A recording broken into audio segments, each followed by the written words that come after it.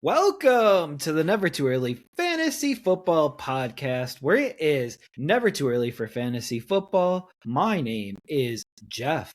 I'm Alex. As always, thank you for downloading, listening, liking, and commenting on our podcast videos. Please join our community by subscribing to us on the socials. Our handle on all platforms is at N2E Fantasy. We're also available on all major podcasting apps by searching N2E Fantasy. Alex, what do we have on today's show? On this episode of the Never Too Early Fantasy Football Podcast, we are releasing my top 10 rookie tight end prospects. So we'll go through that, and Jeff, I'll let you decide whether I go 10 to 1 or 1 to 10. But first, we have some league news, Jeff. What do we have for today? Well, kickers are people too, and the Giants have released kicker Graham Gano with a failed physical designation, and that means that it looks like they're going with Jason Sanders as their kicker for 2026. So we'll see if that pays off. Sanders is used to kicking in the warm, and he missed all of last year with a hip injury, so there is that as well. So we'll see if he's fully recovered. But Graham Gano, I don't really expect him to latch on with somebody until midseason when all the kicker injuries seem to occur. And we have the Bills exercising tight end Dalton Kincaid's fifth-year option, and the Vikings planning to exercise wide receiver Jordan Addison's fifth-year option. They have not officially done it yet, though. So we will update you when that happens. What do you think about those two fifth-year options? I don't know if I want to do Jordan Addison with all the issues he has. Dalton Kincaid seems like a no-brainer. I think it's only $8 million, which is crazy. That you can get 40-something million for a quarterback, which apparently the Texans are gonna exercise CJ Stroud's fifth year. I don't remember if Panthers did that for Bryce or not. They've already done it. Yep. Okay. That's like a statement right there. We're going to do it before we have to type of statement. The Texans, though, hedging their bets a little bit. Could they go reach for a quarterback at some point in this draft? I mean, I can't trust CJ Stroud enough on his own. I kind of want to throw a dart throw at a mid-round quarterback and see if they can put pressure on CJ. I mean, I think Graham Mertz, I think it's Graham Mertz, the quarterback they drafted late last year, is just wasting a roster spot. So I'd rather him be off the team and have someone like Nussmeier or Klubnik or someone like that Someone to got threaten. talent. Yeah. Guys that could have been top first round picks if their seasons went different last year in college. Obviously, Davis Mills did a good enough job last year to just not lose games. And we saw in the playoffs, CJ should almost lost them the Steelers game, did lose them the Patriots game. The Texans should have been in the Super Bowl, in my opinion. So I mean, I wouldn't trust him. I certainly don't want to extend him at this point. Absolutely. And speaking of the Super Bowl, the NFL will open this year on a Wednesday night with the Super Bowl champion Seahawks are hosting. The opponent will be named in May. And the Thursday night game, there is going to be a Thursday night game as well. The Rams and will battle in Australia, and those will both be 8 o'clock games on the East Coast. 2 days of football to kick off a weekend. No Friday football because of college this year, so that it was off the board for this year. So that is a change. But I know I have at least one, maybe two fantasy drafts on that Wednesday. It'll be interesting to see if we keep it or if we move it to another night now. So I don't mind drafting during that very first game. I think that's a little nuts, and I think it's crazy to wait that long to draft. But right before the season starts it's a little much. Gotta have all the latest information, the latest and greatest. All right, speaking of the latest and greatest, there are new NFL rules. This one is going to make Alex very happy. Teams can now do an onside kick whenever. So it's not just in the fourth quarter when you're trailing. You can do it whenever in a game. The only gripe that I could see Alex having is that you cannot do a surprise onside kick. So Other than that, what do you think about that rule? It's better than last year's rules, but they need to go back to being able to surprise. The whole point of the onside kick is the other team doesn't know it's coming. It's the The whole element of freaking point. surprise. Yeah. But speaking of eliminating things, the NFL eliminated the incentive to intentionally kick the ball out of bounds when you are kicking off at the 50, because I guess there Mhm. was some rule loophole that you got it at the 25. And Dallas did that to Kansas City last year, or at least tried to. So that's one thing they changed. They also changed the kickoff alignment so that you can do a little bit different formations in the dynamic kickoff. So I don't know if what that'll look like or what'll be legal and what won't be legal, because this was supposed to be a safety play, and I believe it actually has increased player safety. The kicking out of bounds thing is the Kaimi Fairbairn rule because he started it. They started that trend. Yeah, it's a weird, obscure thing that seemingly almost no one in the NFL actually knew, except for some coaches that are really sticklers at reading through the rule book. But Bill it's Belichick's it's gone favorite. now. Yeah, it's gone now. Bill Belichick feels like he knew every rule and every loophole to the rule. And how to break it Without or getting bend it. caught. Yeah. Yep. And then we had, like, I feel like there was a rule of, like, if they kept false starting or going offside, that the clock would continue to run or something like that. And they had to close many loopholes for Bill Belichick. But there is a replacement ref rule as well. So it's a 1 year rule where New York can make judgment calls on egregious missed calls. So that is something that's only in place in the event that we have to use replacement refs, which the refs association, they are not negotiating well right now. So this sounds like more and more of a possibility, and they're trying to prevent another fail Mary. And then the last rule here, and I'll let you talk about the replacement refs if you would like to. If not, we can talk about it when it becomes more of a reality.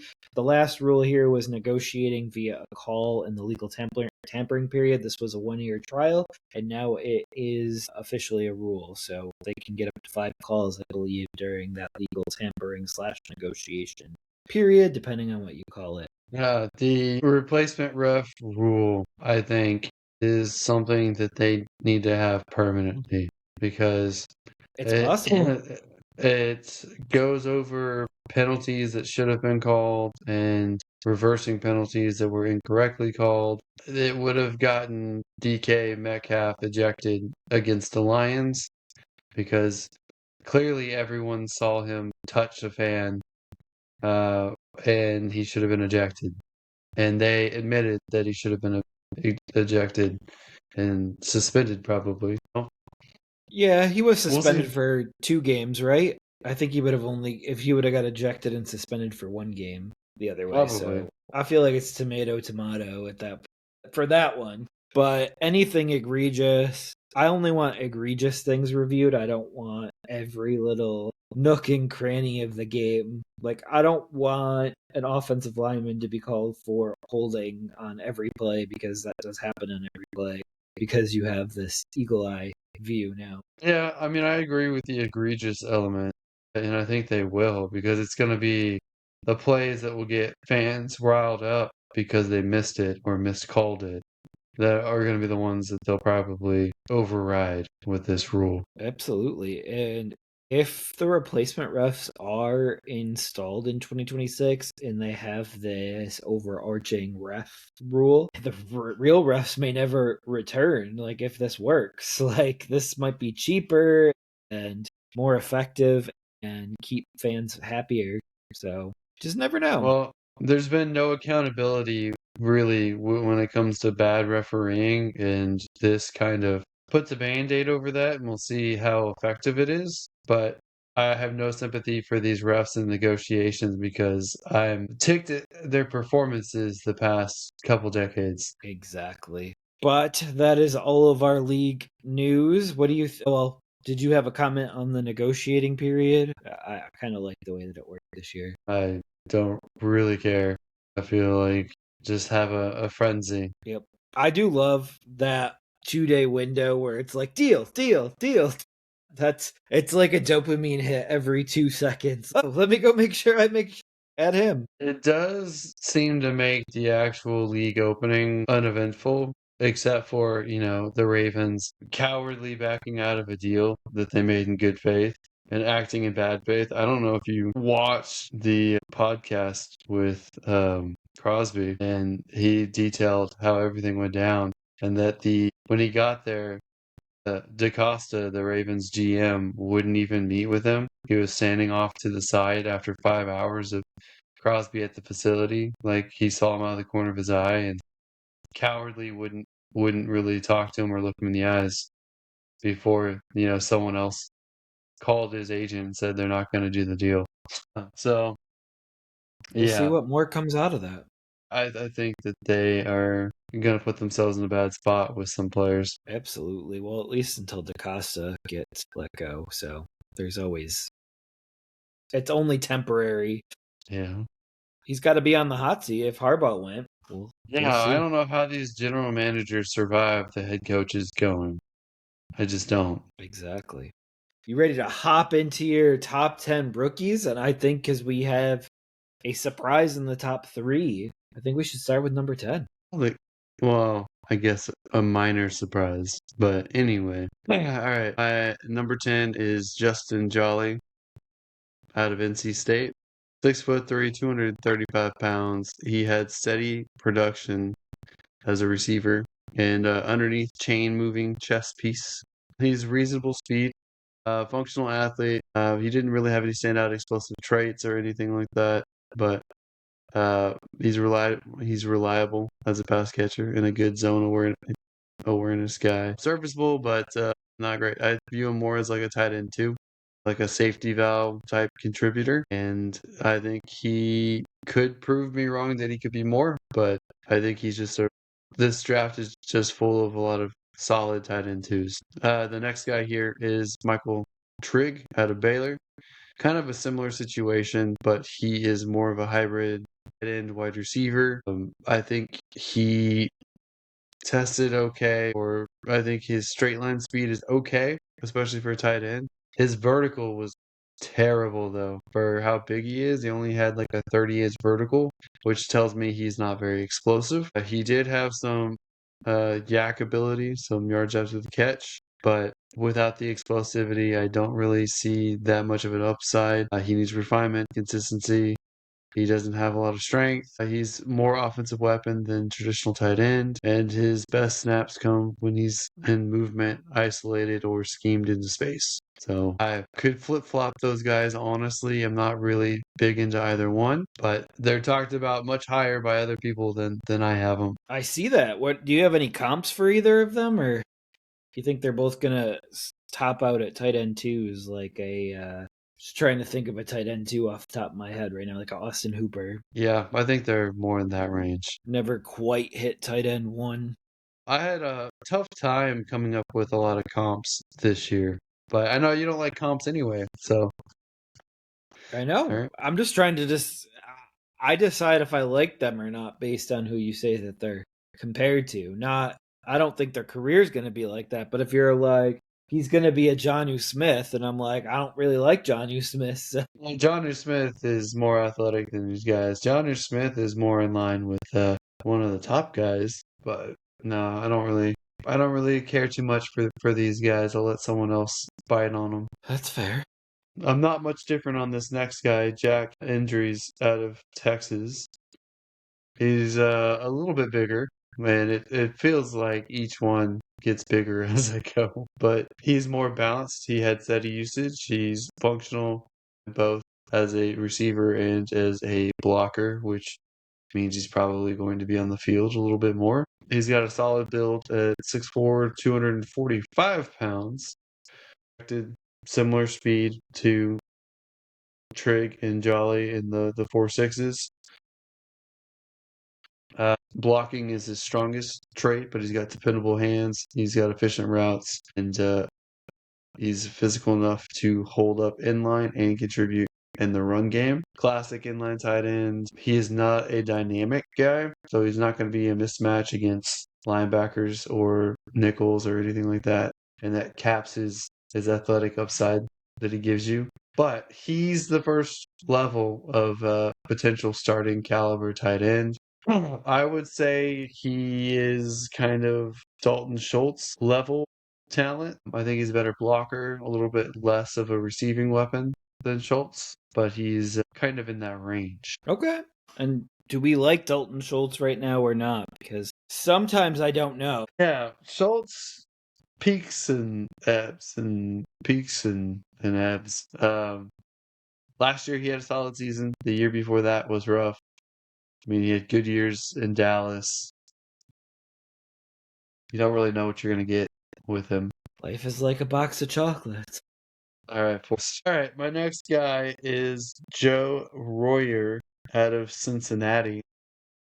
Yet again, someone bigger than the last guy. 6'5", 255 pounds. He's also balanced as a receiver and blocker. He's in the same speed range. He's got good size, good play strength, average explosiveness, reliable hands. He's more useful underneath, not a big separator. He is another inline tight end and one of the better run blocking tight ends in this class. He's more of a traditional tight end. He's not flashy, but he is dependable and system friendly. I think that he has tight end, starting tight end potential as well. Kind of closer to a Mark Andrews type, a little bit better blocking, and a little bit worse receiving. Well, we like receiving for fantasy, but Mark Andrews was the better of the two tight ends that the Ravens took that year. Will someone take two tight ends and potentially take Royer? It's very possible that somebody takes two tight ends in this class. There's enough depth at tight end. My number 6, Tanner Kozel out of Houston. He's again bigger, 6'6". I wonder if we'll get to 7 foot by the end of this. He is very much a passing game tight end with a strong red zone flair and intermediate routes. He's a long strider. He builds up speed with his naturally large gait. He's excellent at the high point, strong in contested situations. Definitely more of a finisher than separator. This bodes well for his red zone contributions. As we know, some tight ends can get 10 touchdowns in a season and jumps their point totals up without getting that many yards. His blocking is inconsistent. Definitely needs development. With his size and weight, though, I could see him improving that dramatically. So I like him as a size mismatch and a vertical mismatch. It's kind of more like red zone and movement tight end is like a better version of Mike Gesicki, is how I would say it. So Cincinnati might take him. Or Miami, or the Patriots. I mean, Gesicki's been in those 3 places. Yeah, but it seems like the only tight end that's worked with Joe Burrow is Mike Gesicki. Yeah. But we will see if Cincinnati takes a tight end because they did lose Noah Fant this year, so it might be in the market. Noah Fant didn't really do that much. Fumbled. Yeah, there's that. All right, my next guy is a little bit more of a projection here because of injuries, but Oscar Delp out of Georgia, 6'5", 245 pounds. When he's on the field, he's got balance, and he's been used in a pro-style offense and done real work in both the pass and run phases. He has a pretty solid run speed. I think that he did it at his pro day, I believe. He's a good all-around athlete, not an overwhelming one, but he's got reliable hands, good route discipline, and useful short to intermediate. Strong and physical as a blocker, and comfortable operating inline and giving real run game pass blocking value to a team. One of the most complete tight ends in this class. He may not dominate in any one area, but he consistently executes and stays functional in every phase. So he lacks the typical receiving upside of the more explosive tight end types, but that could change as he develops. I think he could be a reliable long-term starter, but he may be someone that has to earn his starting job after the first year. I kind of view him. I think a lot of these tight ends are going to start as tight end 2s on their team and eventually work their way up. to the main job. But kind of view him like a Pat Fryermuth. He's kind of in that range. I think Pat Fryermuth is better than his production with the Steelers in usage. I think I would he agree. would be better off on a different team. He took over some of those games even last year when he was not being used super frequently. So I think there was an overtime game with the Bengals that he had a couple long bombs that he took to the house. But I will say that Delp is very attractive for that reason, and then the right atmosphere. Who knows? Like Atlanta could take a Delp and trade Pitts. And he's already in Georgia, so might as well keep him close. Yeah. Or they could let Pitts walk next year because it isn't Pitts tagged this year. So they might Uh, let, yeah, they might let Dell play as the tight end too. Develop, get true. used to the pros and the playbook, and then be the main guy next year. But we are so spoiled lately with tight ends hitting it out of the gate, and I don't think that's the norm or should be the norm. But here we are discussing that still. Yeah. My number 4 is Sam Roush out of Stanford. It's hard to describe because he's had limited pass catching, limited flashes, and it's kind of another projection. But he is a really good balance as a blocker, and he's a better receiver than people give him credit for because a lot of analysts out there are saying he's basically just a run blocking tight end, and that's not true if you watch him. I think he's got good size of movement. I think he does have a developmental upside. I think he does have ball skills and can stretch the seam. He has the frame to be functional inline.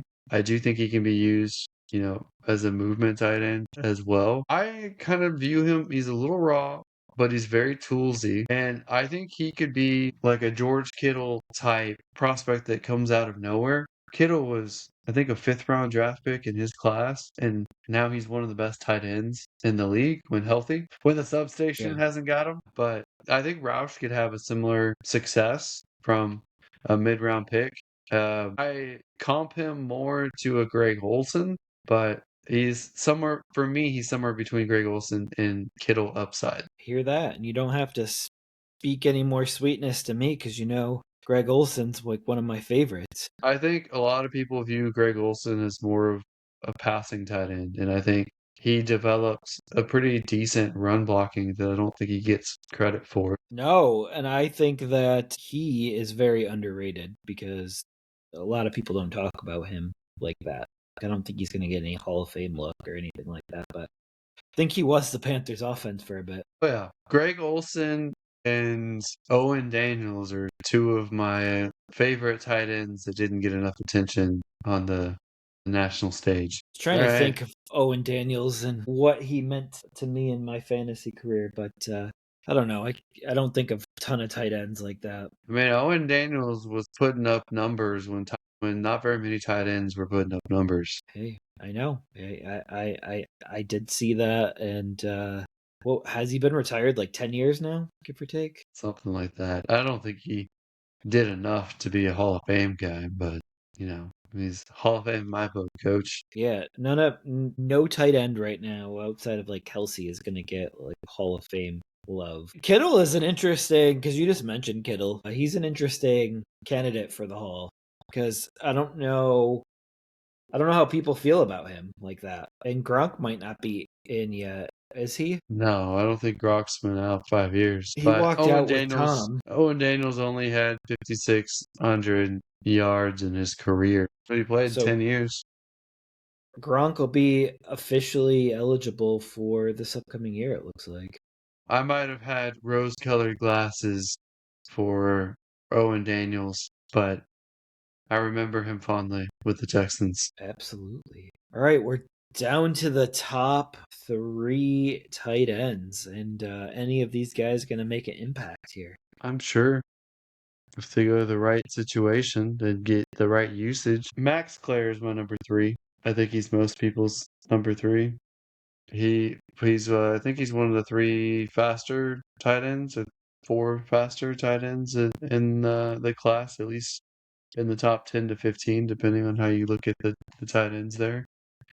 He's a smooth athlete. I think he is German. He's a German national that went to college. I think he's a little bit older as a prospect, but he's smooth, he's fluid, he has good change of direction. He's a receiver like route runner and separates well against linebackers, and he's got strong hands and good body control. I just think blocking, he's been pretty poor. Production with Ohio State was pretty poor. Granted, there's a lot of good wide receivers that they have on a yearly basis.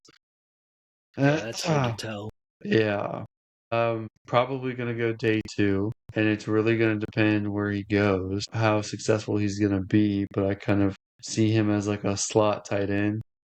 That it's gonna take time to iron out his blocking, and I think he has a high potential. I'm just not sure if he's going to reach it.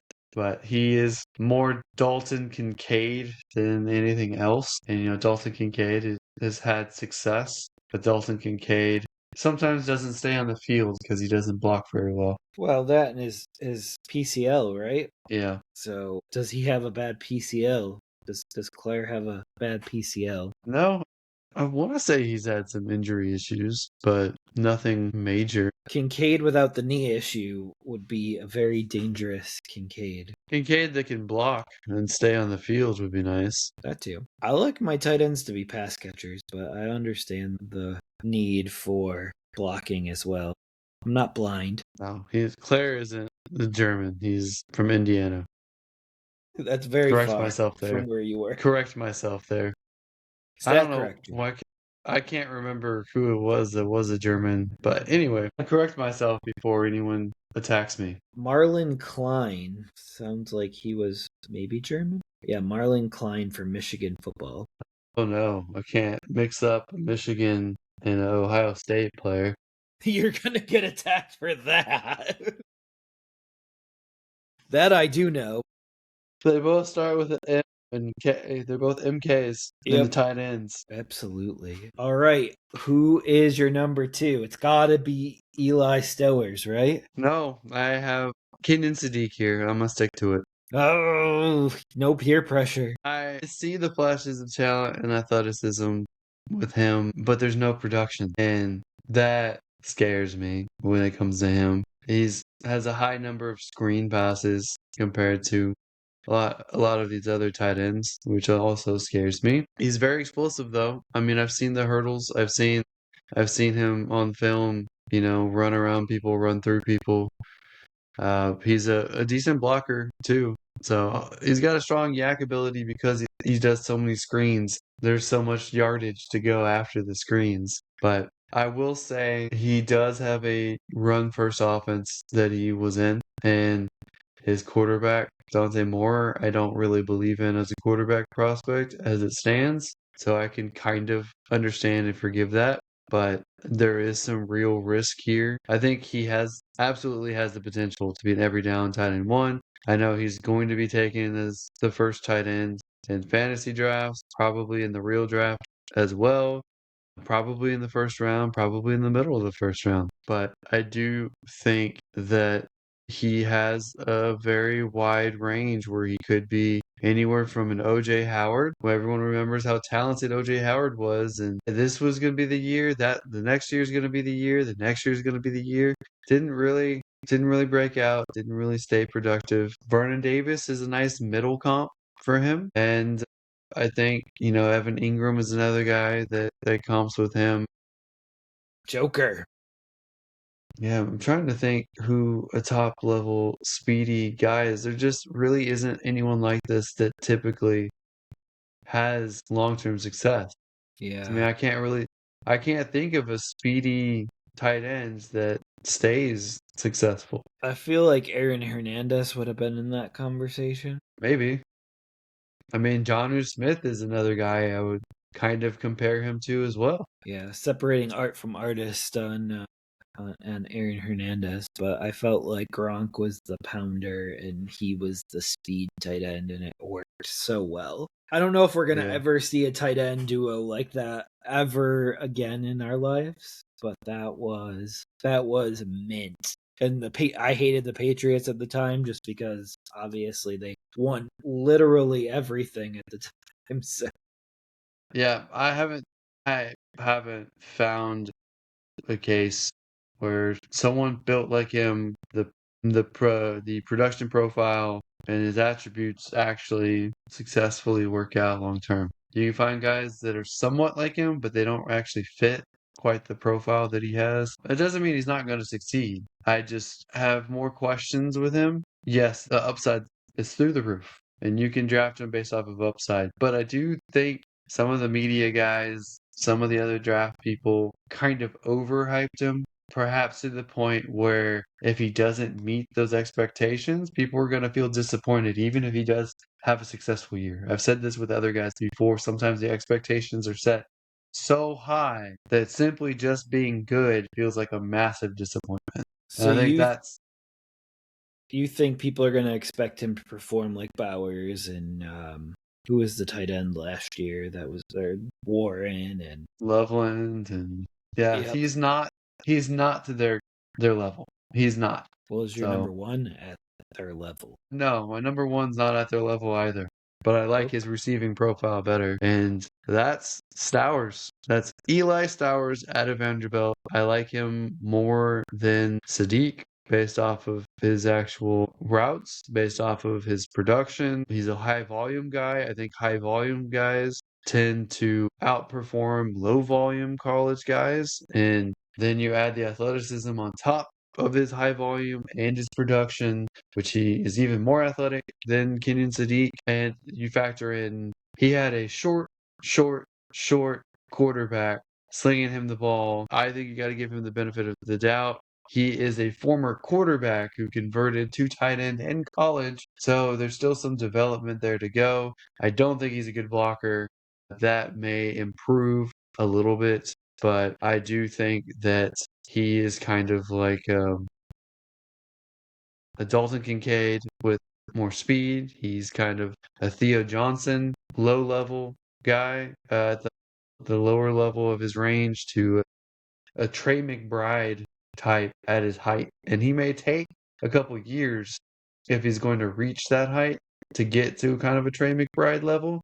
I don't expect that right out the gate. I even expect him, like some of these other guys, like most of these other guys, to be behind a veteran tight end for most of the year anyway. So if you're expecting any of these guys to immediately produce, you're probably going to be disappointed. Even Kenyon Sadiq. Even if you believe in Kenyon Sadiq with all your heart, there's a good chance that he goes to a team where he's behind somebody else this first year. all right, we will see. I mean, there are teams like Baltimore that could use a likely replacement, and that, as you said, would be behind him. But a tight end may produce there. I think Miami could use as many pass catchers as they humanly could get. So any of them going there, and I don't really like the tight end situation in Tennessee right now. But obviously, Gunnar Helm could change my mind on that. But year one, not super impressed. I think Stowers probably goes in round two, probably I don't know. But people are all over the map with him. Some people have him going low round one.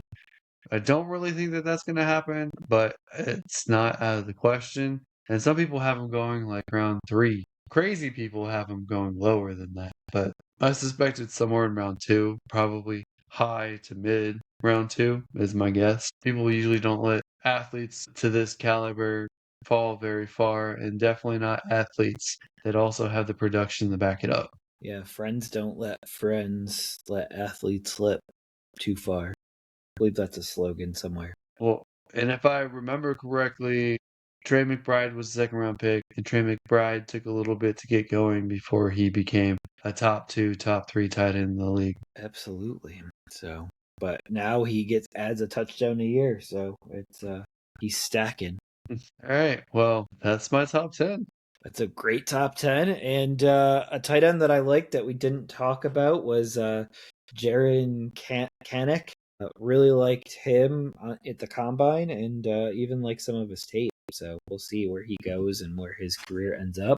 Don't expect him to be a dynasty pick, but a guy that I'll be watching to see if his career takes off anywhere. I think there's going to be other guys that interest me depending on landing spot, but these are the best prospects, in my opinion. Absolutely.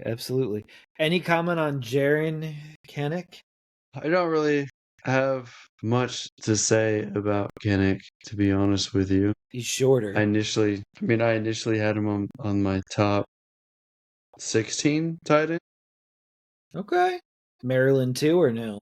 Widow? Maryland, tight end Maryland was his last name. RJ, I think, is his first name. Did not have him in my top 16. He scored pretty well at the combine as well. Yeah, sometimes people have good athletic testing and not good tape and not good production. It just wasn't big on those guys. We will see. He's projected to be more closer to a 7th round pick. Kanak is, and we'll see where he ends up. If he doesn't end up drafted, I mean, sometimes that's a blessing in disguise to be able to choose where you go as an undrafted free agent. It could be Mr. Irrelevant like Brock Purdy. That's it. But I don't have anything more on tight ends. All right. Well, that wraps up this episode of the Never Too Early Fantasy Football Podcast. Thank you all for downloading and listening to this episode. And please don't forget to like and subscribe. Please leave us a comment and share the show. Every little bit helps. You can find us on all podcasting apps by searching N2E Fantasy and with our handle at N2E Fantasy on all social media platforms. Please join our community and give us a follow. Until next time, take care of yourselves and remember, it's truly never too early for fantasy football. Thank you again. Bye, everybody.